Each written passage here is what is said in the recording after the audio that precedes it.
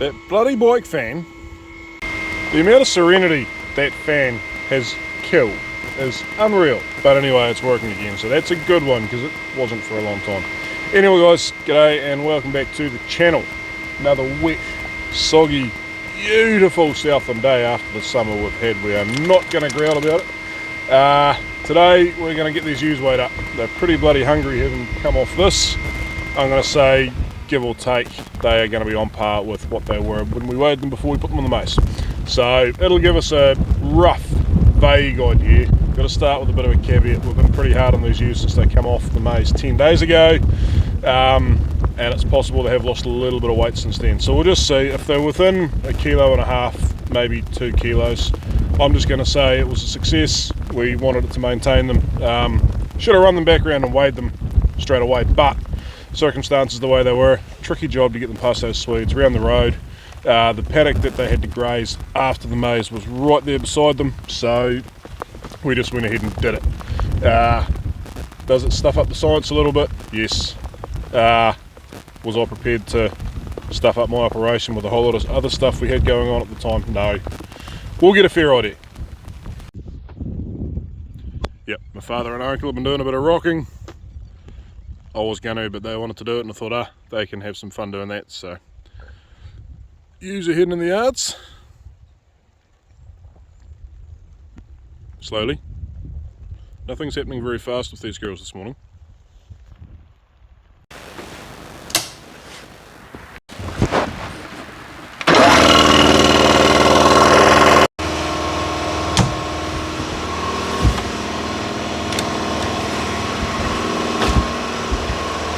Lights on, we have power. Now, there's a bit more variation in them than there was last time, so we are going to weigh a bigger sample this time. We might try and do 250 odd, just to try and even up the odds a wee bit. And then after we've done that, we're going to run these girls through and we're going to condition score them, which is when we put our hands on their back and see how wide they are, which is the best best indicator of condition that we have. So yeah, split them up again, and then we'll bring the lighter mob in. The middle mob, the light lights can stay light, but the middle mob can have that done as well, because there's some fat ones in there that need to come back into this mob. We want to keep this mob as big as possible because it gives us more options to bloody double gates to control pasture. So control, we don't really need to control it at the moment. At the moment, you say it gives us more options to preferentially feed stock that need preferentially fed. Yeah, and even things up a wee bit.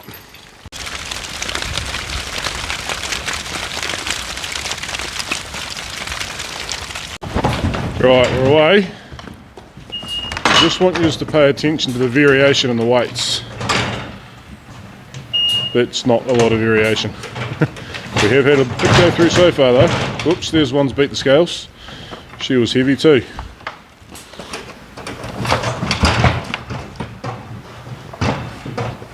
Okay, before I said that, we had some at 56 go through and some at 90 go through. Now they're actually stacking up pretty good.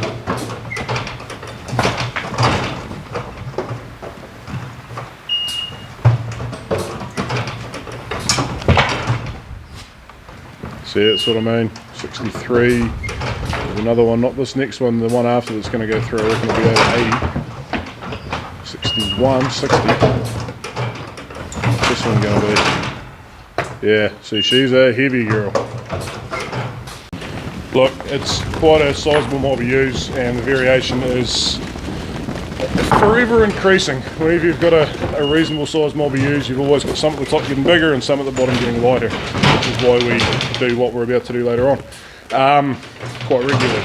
We've always got several mobs of ewes running around. It was great when we used to just have one, but it definitely affected production. Trying to have them as even as possible. I mean, you want them as fat as possible, but as even as possible is a big advantage because, yeah, low or light sheep really do not perform. Now, there's no perfect weight because the size of the sheep varies drastically. There's a condition that's optimum. So hang on. That average weight's dropped down 2 kilos now, so maybe there were just some fat ones right at the start.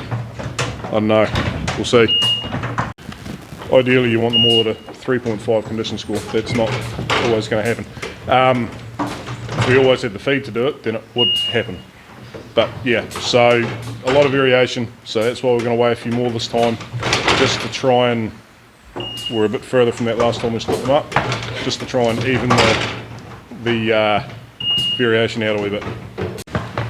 Right guys, that variation is actually bloody massive. So I'm going to change things around a wee bit. I'm going to finish this race right here.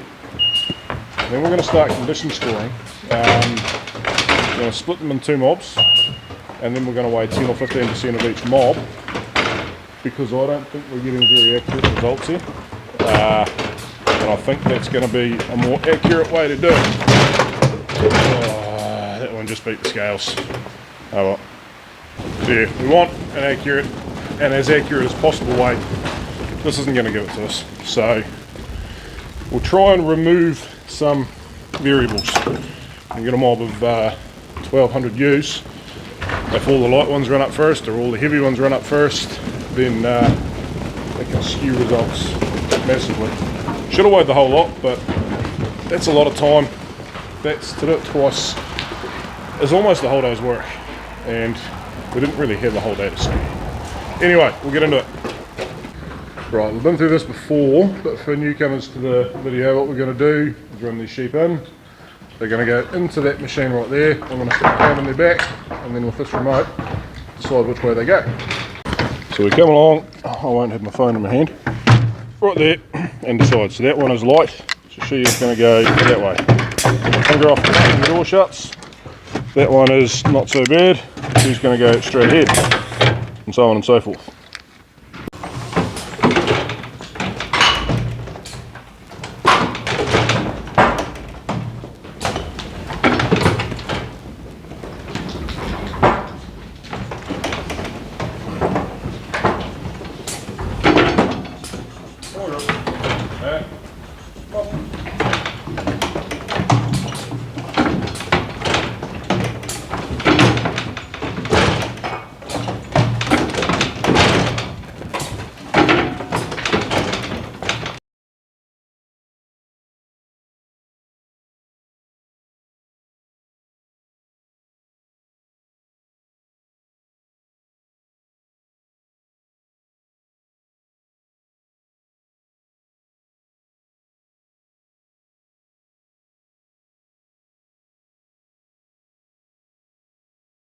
Right, there we go guys, got a heap of them out that way, and then quite a few in here as well that are a bit lighter. So we'll have a count up after lunch and have a weigh up and see where we're at.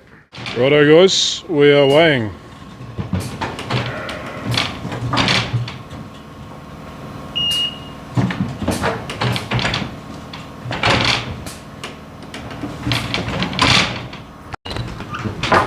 Got 135 of these, there's 900 in this mob, so to get 15%, 135, 300 in the other mob, so that means we have to do 60 of them. Come on girls, hey! So hopefully we get a bit more accurate of a result here. Got 103 done, 104. Still quite a bit of variation in them, but a lot less than there was.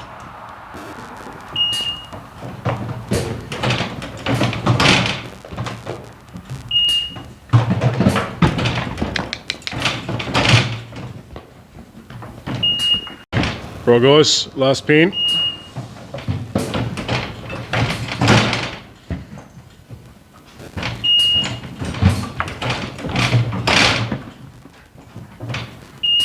Got a bit of variation there. It's not good, but good for a study.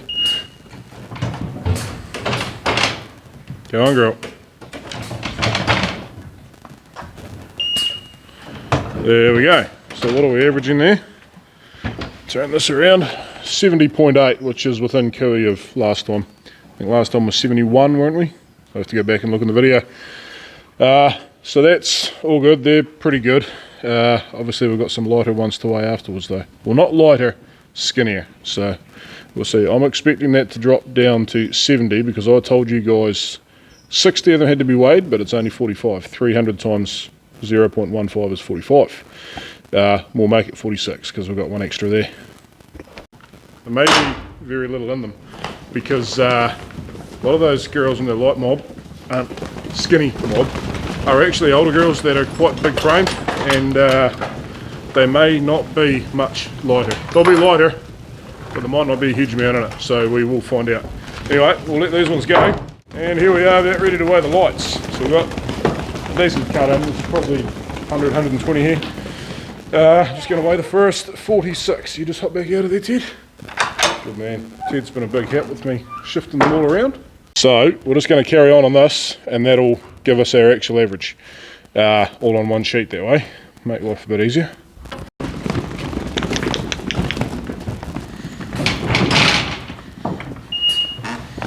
First one's a bit light. This is the second one. Ooh, it's a heavy one.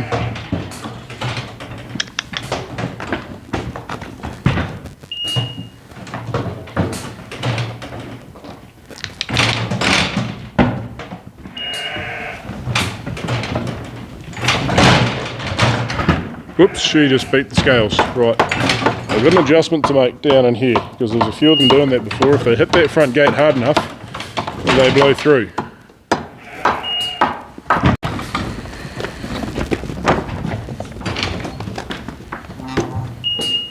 That's a big one.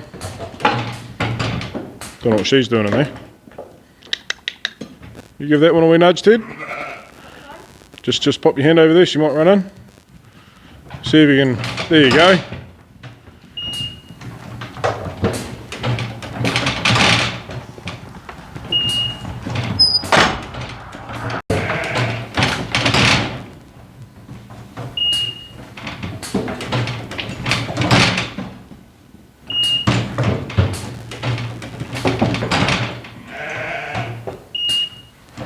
Just come back, Ted. There you go.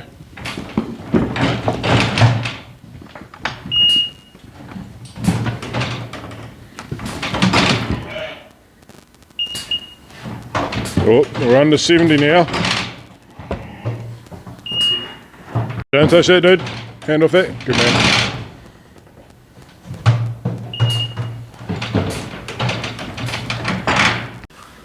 And there we go. Right, let's have a look at what we've got. Right, so we're one short, but I'm not going to worry about one for now. 69.5 kilo average is not what I wanted to see. That does mean they've lost roughly 1.5 kilos in that period of time. Now I guess it's time to summarise. Do I think the maize took that 1.5 kilos off them? No.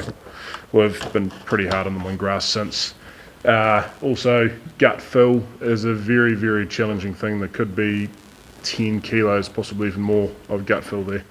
That can vary a lot, so I'm going to say 1.5 kilos is within the limits of accuracy to a degree. I'm going to say they've lost weight. Am I going to say they've lost 1.5 kilos? No. I know that seems really weird because I'm going against what the scales are saying. Look, there's a lot involved in it. Even if they had lost 1.5 kilos, I'm sort of sitting here thinking if we didn't have that summer crop in, what would they have been then, and what would our grass situation be right now? So it's a bit of a hard one. We probably do need to look at, yeah, okay, so the maize is great for a bulk feed. The clover was good. Do we need to be looking at maybe putting something else in, or maybe dropping the clover out, swapping it out for something else, a different type of clover or something completely different? I don't know. We'll do some thinking on it. I'm going to do it again next year. We'll play that one by ear. If we have a cold, horrible spring and they're talking about El Nino summers, then maybe I won't. Maybe I'll just do a little bit. Maybe we'll do 4 hectares. I don't know. If they're talking La Nina, it'll be 4 hectares. So what happened there, yeah, just been out doing a bit of topping, is I didn't do my census, and the census people turned up and wanted me to do it really, really, I wouldn't say angrily, urgently. Yeah.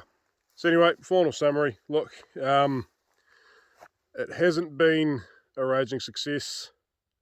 It didn't put weight on the ewes. I think we could add to it. I think we could improve it. I think we could graze it a little bit better. And the season we had, was it worth doing? Absolutely, hands down, worth its weight in gold. It fed half my ewes, and as near as makes no difference realistically, statistical errors in there, held condition on them at a time where I had nothing to feed them. It allowed me to feed my Tutus, it allowed me to feed my lighter ewes, not much, but it allowed me to feed them a little bit. Well, all this stuff changed colour to green. And if we just come over here a little bit, green, kind of green. Green is green, but it's currently being grazed. Way out there, there's a mob of sheep out there. Yep, they're in the green. Paddock one back this way from it, in front of that, or behind that crop, green. It just took the pressure off the whole farm for 19 days, which has been huge.